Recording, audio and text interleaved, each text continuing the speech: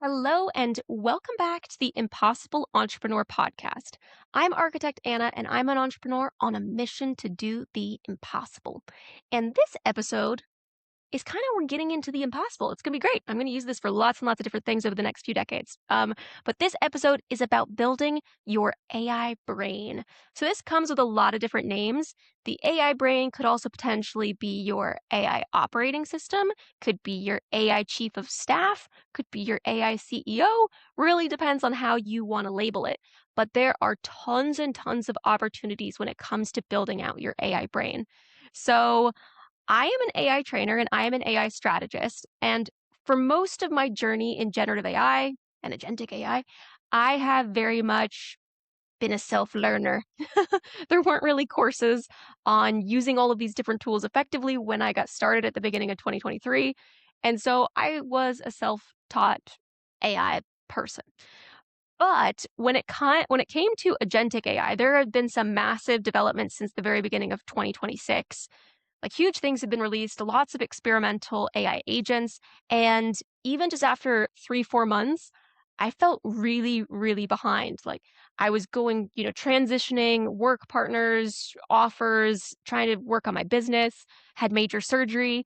And even just in a few months of AI, it is very possible to fall behind. I mean, if I didn't know what I knew now, like from what's changed in the last 6 months, if I hadn't tried to stay on top of it, I would be kind of obsolete as an AI trainer and strategist. So it's really important to stay on top of these things. And one of the ways that I did that was I started working with a group that was 3 to 4 months ahead of me. And I was like, cool, all of your experimenting and time and energy, I'm going to pay for that. So, yes, I think, investing in yourself, in your knowledge, in your skill set is one of the most valuable things that you can do when it comes to financial investments because the returns are far more than like 10% or whatever you might get in the stock market, or even like potentially 40% in private equity.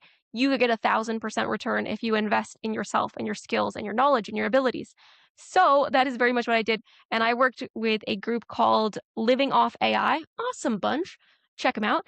And they basically, we're talking about building out your AI brain. I very much looked at this immediately from a business perspective, from a sales perspective, from how I could use this thing to help executives make better decisions. So I have like stripped parts of it from just using an AI brain potentially for like your personal use to like monitor your schedule and your routine and all of that to like much more business side of things. So I'm going to talk a little bit about that. And again, they're an awesome group. Check out Living Off AI. So one of the things that I thought was really, really cool was actually the process of what an AI brain needs. So if you've been listening to me for a while, or if you understand AI a bit, you understand prompt engineering, and you know that for an AI to do well, it needs context. Like context is king above all of the other things that you could put into it. And an AI brain is not the agent. It is not the tool. It is the knowledge, basically. It is the instructions. It is your taste. It is your workflows. It is everything in one place. So actually, if you're thinking about an AI brain, that's not actually the AI. It's just what an AI would connect to for like immediate, extensive context. So part of that goes down to information management. And I learned about a framework that I'd never heard of before called Para. And Para is by Diego Forte. And it basically divides all digital information into 4 top-level categories based on actionability. So Para stands for projects, areas, resources, and archives. For my particular usage in the way that I am building out my AI brain, and I plan to use it in my training and in the work that I'm doing with leaders, executives, and business owners, is very much a bit more extensive than that. And I felt like it was missing a few things, especially when it comes to AI agents specifically, because this was built, over a decade ago, this framework, and there were some things that I wanted to add in. So I really love building frameworks.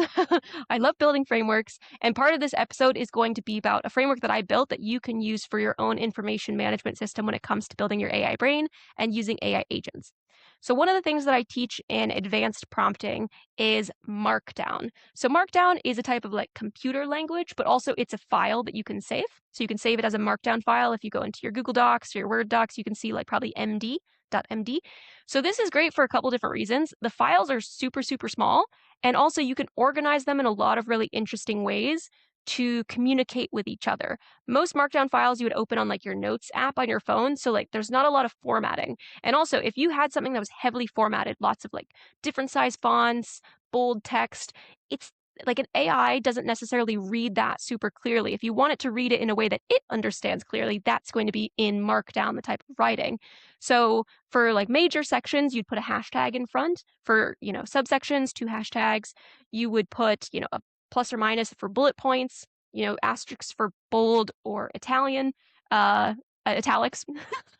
And those are just a couple examples about how you would organize the text so that it's very, very readable. Because when you're working with AI systems and you actually want them to absorb a lot of your information, the truth is that sometimes they don't. They are a little bit lazy. They skim read things. They just don't look through it. Like if you connected to like Claude or ChatGPT to your Google Drive and you're like, great, it's got all my documents. Yes, it does. But that doesn't necessarily mean that it's going to read through all of them every time you ask a question. And if it did, it would probably use a lot of your usage credits. So like this, most people who are not power users will never come close to your usage limits. But once you start to use these things and you start to use the more agentic elements of some of these tools, like ChatGPT had a massive update, and I was like 3 hours before a client call about ChatGPT, and I had to like power watch a bunch of YouTube videos on 2x speed while like cross-checking information on my screen to make sure that I understood the updates, because I was like, no, I think it's a little bit forgivable since the rollout was just before the call, but I wanted to make sure I was on top of things, and that's how quickly things can change in the AI world, which is crazy. But yeah, once you start using the more agentic elements of AI, so if you're using like Claude Cowork on your desktop or ChatGPT on your desktop, or you're connecting them to your phone and then it's connecting to different systems because your computer is still on, then yeah, you might start to hit some usage limits. So if you organize your files in a way that's going to protect that and manage it in a efficient way, then that's going to be great, and that's going to be in Markdown. So when we're talking about information management, and if this is a little bit too techie, like SARS, I'm trying to get more techie. It's one of my like upskilling goals this year. But hopefully I'm trying to explain something that might be complex in a way that's easy for you. So information management when it comes to building an AI brain is super key. That's the first thing. So the file types is going to be very important for that, but also the type of information. So like I said, the Para framework didn't quite work for my needs, so I built out a new framework. And I build out my frameworks with AI as well. I pressure test them. I tell it what I want, what things are missing, and then we try and find out like the best, acronym examples. I used to do this just by looking up like words and synonyms by letters. So I'll be like synonym, try to like find different words that match within a letter type. So I used to do this by Google, but now it's much, much faster with AI to try to make something that was sticky. So a really helpful, easy framework. And one of my best ones has been Coco for prompting. So like character, objective, context, and output. Easy. And then the COCO, which is character, objective, context, constraints, output, and self-evaluation. So extended. But now for this framework, for the AI brain, the framework is actually brain. BRAIN. Yay. I was like, oh, that's perfect. But also it has a core area that was like, I felt missing as a separate segment from the Para framework. There's a place to put it in Para, but I thought this was a bit better. So I'm going to talk through the brain framework, and I've got like my notes next to me so that I don't get anything confused. And also I can explain it in much more detail because I've got like quick questions that you can ask yourself about where a piece of information might go. So for the B in brain, you've got your blueprint. That's going to be very much like, who am I? Like, again, when you're using prompt engineering, you might tell it a little bit about who you are, what your role is, what your level of expertise is. But in this case, it's going to be your identity, your values, potentially your life architecture. That might be your short-term goals, your long-term goals, anything from your past that you think is relevant, relationships and how they might be relevant, business structure, health baseline, if you want your AI brain to be like full encompassing for your whole life, not just business. Maybe your financial baseline, maybe again, baseline plus goals, and your decision principles. This might be like, for these types of decisions, this is how I would make a decision going forwards. So there's lots of different ways to gather that information. You can do like, just describe it as like a giant mind dump into a transcription tool, and then drop that into an AI and be like, cool, sort these into this framework, but it's entirely up to you. So that's B is for blueprint. That is your life blueprint. And again, adding all of that context into a prompt or a way that you'd be using AI would be a ton of effort, okay? It would be so much effort. Whereas if you have something that's already pre-built, the brain, then it's something that you can attach in. And a lot of these tools now, you can attach folders on your desktop, so they could have hundreds or thousands of files within those folders, and it will still be able to go through them. And again, if they're in Markdown, it'll be able to do it much more effectively than if not.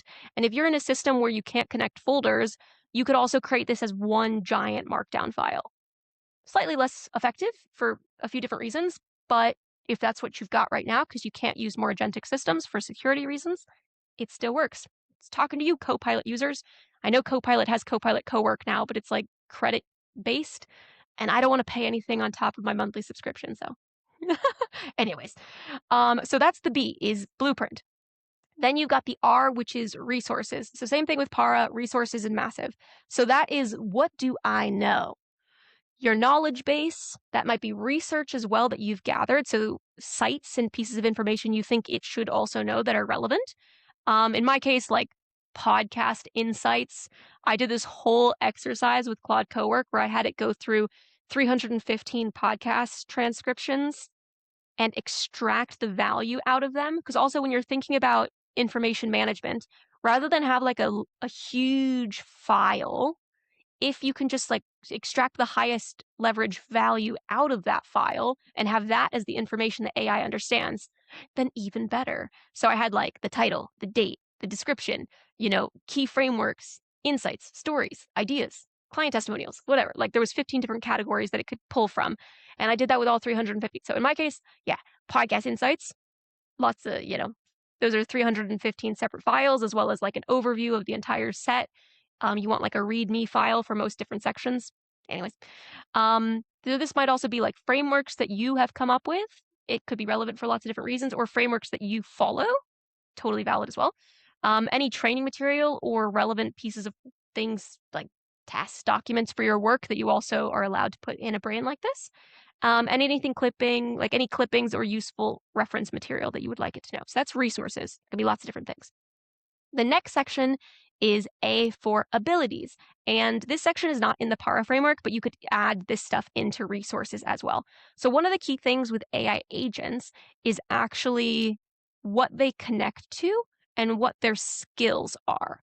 So that could be like you have an AI agent connected to your email address, your calendar, your transcription tool, the internet, your bank if you're living on the edge, lots of different things. So what is it connected to? And then also, what are the skills behind using those tools? What are the things that it should and maybe should never do? What are the workflows that it should follow? Those are going to be the skills. So when it comes to abilities, this is a huge area for your AI brain that you can like continue to build out. Some of them, like your blueprint, might stay quite static, but some of these are going to be evolving over time the more that you build and the more that you do. So yeah, this was like one of the key things I felt was missing from the Para framework. This is basically, what can I do? What can you do? What can you do? What are your skills? So what are your skills? What are your systems? What are your standard operating procedures? What are your templates? What are your prompt libraries? What are your automations, the workflows of those, and any AI agent instructions? That's going to be in your abilities. Also, you could have like a list of all of your tools, your tech stack. If you have any like MCPs or API connections, so connecting like one tool to another tool, you could also have your protocols for how to use those within. So it'd be like, here's the tools, here's how to use the tools, here's how the tools are each connected to each other, here's the different skill sets associated with the different tools. Again, abilities. So for your AI brain, what are the abilities you would like it to have? Okay, great. The next section is I, and this is going to be initiatives and intentions, or one of the or the other, depending on like where you're at. Initiatives are going to be ongoing projects that you have happening, whereas intentions are going to be projects that you are working on maybe a little bit at a time, but are more like long term.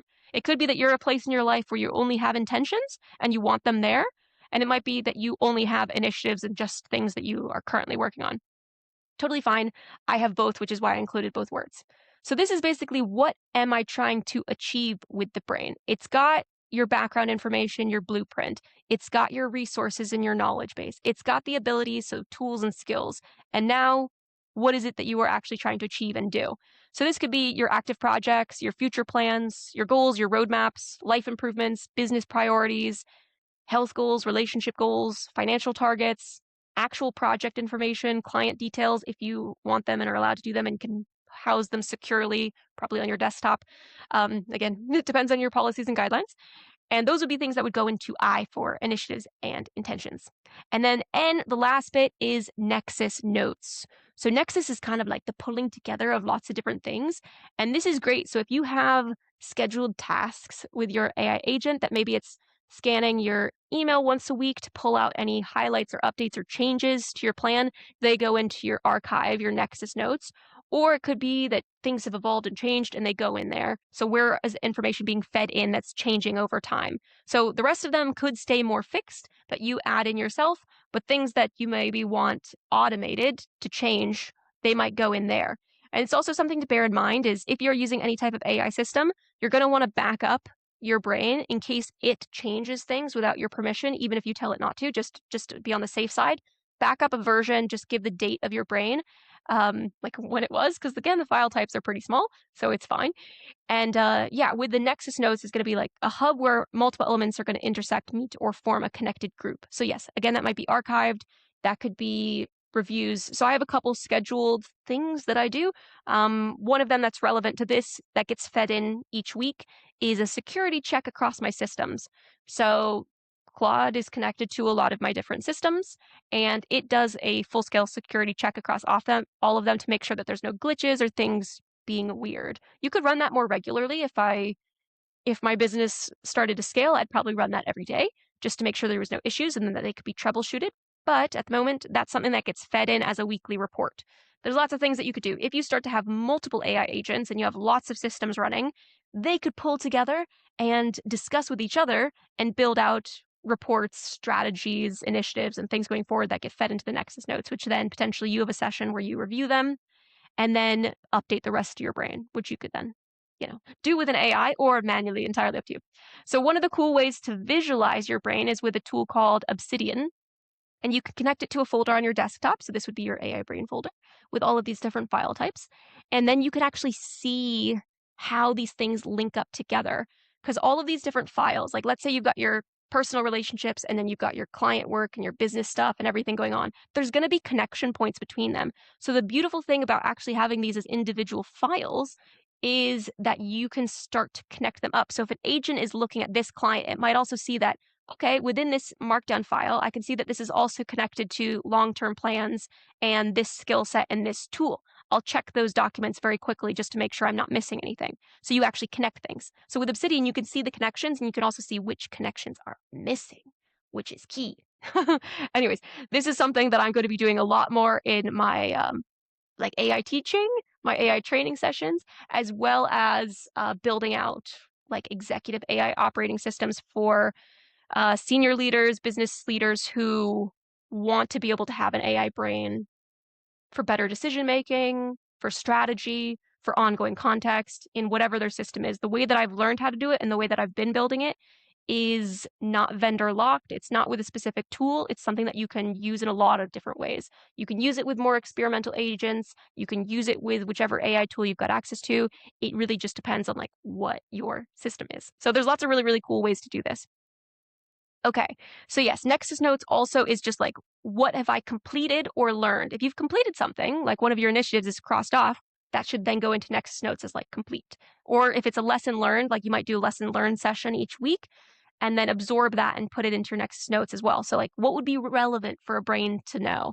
If you're like going crazy, and this is something I'm thinking about doing in the future, is using like an AI transcription tool all day, and then at the end of every day having a discussion about the entire transcript, as well as like why you made certain decisions, why you said certain things, analyzing your thought patterns, all of that. And then that would be something that could also go into your Nexus Notes as well as like filed out in the rest of the brain.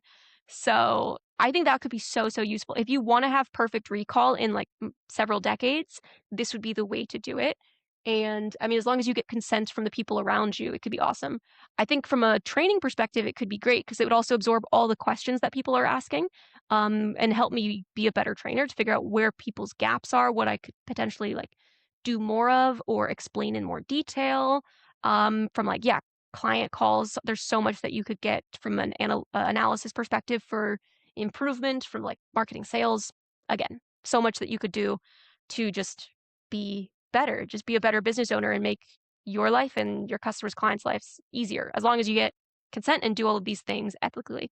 So a quick like decision test for which category a piece of information might go into with the brain framework for the AI brain is, okay, is this foundational context about me or my world? If the answer is yes, blueprint. Next question. Is this useful knowledge or reference material? If yes, references or resources. Okay, next question. Is this a skill, process, system, or agent capability? If yes, that goes into abilities. And next, is this something I want, plan, or am actively working towards? Intentions and initiatives. And then, is this completed, retired, reflected on, or learned from? Nexus notes. Cool. So building the library of your information is going to be your first objective. And that's a little bit about the AI brain. Of course, there's a lot more complexity to it, like what you're actually connecting it to, how to make sure the AI does well once it's connected, and how to set up the brain correctly so that it has all of this information, and also how you like update it so that it's a constant feedback loop of information. There's lots of different ways to add to that, but like I feel like I've already added enough complexity into this particular episode with a bit more techiness. But in case you are, trying to level up and you're curious about building your own AI brain or your own chief of staff, like your AI chief of staff, again, it's going to still come down to doing a decent amount of work to building out these resources, to building out the context, because context is such a key part when working with AI. So just bear that in mind. It's not necessarily something that's going to be like super fast if you're doing it on your own, or like that easy if you like misplace a few things. So it can be really exciting, but just bear that in mind. Okay, the next episode, which I think is kind of relevant to this, is the levels of AI knowledge. And I don't mean AI's knowledge, I mean human knowledge of AI, like where you currently sit. And there's so many different examples of this online, so I'll just go through a few of them in the next episode and also explain like my thoughts and what I see from my training sessions of where people sit. But yeah, listen in and determine which level you're currently at and where you would like to be by the end of this year or in the next few months. Okay, I hope you have a great day and good luck building your AI brain.